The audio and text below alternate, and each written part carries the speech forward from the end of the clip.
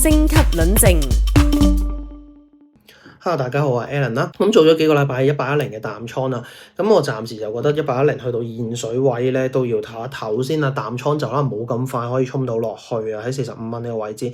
咁所以咧可以嘗試下搏下喺會面之前可能有少少憧憬，可能再彈高少少，咁就去做下啲好倉啦。咁選擇就唔算話好多，主要都係舊經濟股為主，其中一隻就2628。見到咧，其實由21個半開始咧，就扭轉咗個跌勢之後咧，都沿住個保力加通道升咗差唔多半個月㗎啦。咁而家喺個保力加通道頂部啦，繼續擴展緊，然之後升緊上去啦。咁佢個 RSI 咧，其實63.8幾，我覺得都叫射程範圍，即係高得嚟又唔算好高，最好就過70，咁個升勢就加速。咁8月份咧，其實個高位就喺25蚊多啲啦。咁其實而家喺呢一個24個8嗰度整固一下咧，我覺得都合理，同埋都係一件好事嚟嘅，可以消化咗個沽壓先之後再衝上去。咁沿住條20天平均線一路上嘅時候，都可以作為一個止蝕嘅參考啦。咁所以其實都幾有一個明確嘅止蝕位空間喺度嘅。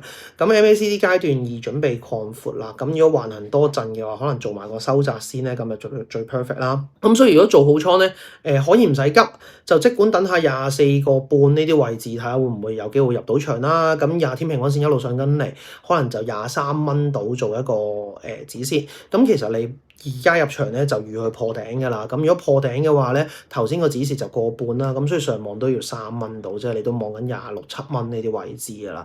咁所以一個叫做比較即係叫做耐少少嘅部署啦，即係要有少少耐性嘅部署啦。咁所以大家可以考慮下。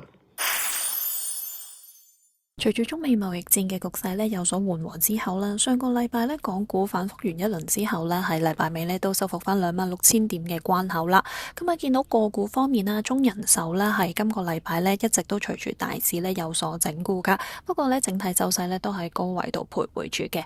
咁啊，如果大家啦都同80後台機械 Alan 一樣啦，繼續咧睇好隻咧中人壽咧有機會咧向上破位嘅話，都可以留意翻啦我哋星展嘅中人壽 call 輪選擇18952呢一隻嘅中人壽 call 行使價喺28蚊附近，到期日去到出年嘅3月尾，實際槓桿咧俾到5倍幾嘅樓上噶。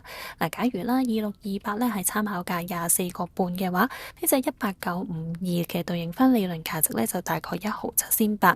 嗱，假如啦2628咧有機會可以去到上升參考價27蚊嘅話，假設引伸波幅不變啦，並且持有一個禮拜，呢隻18952咧對應翻嘅理論價錢咧就有機會可以升到去2毫8仙半，俾到潛在升幅咧可以有60%噶。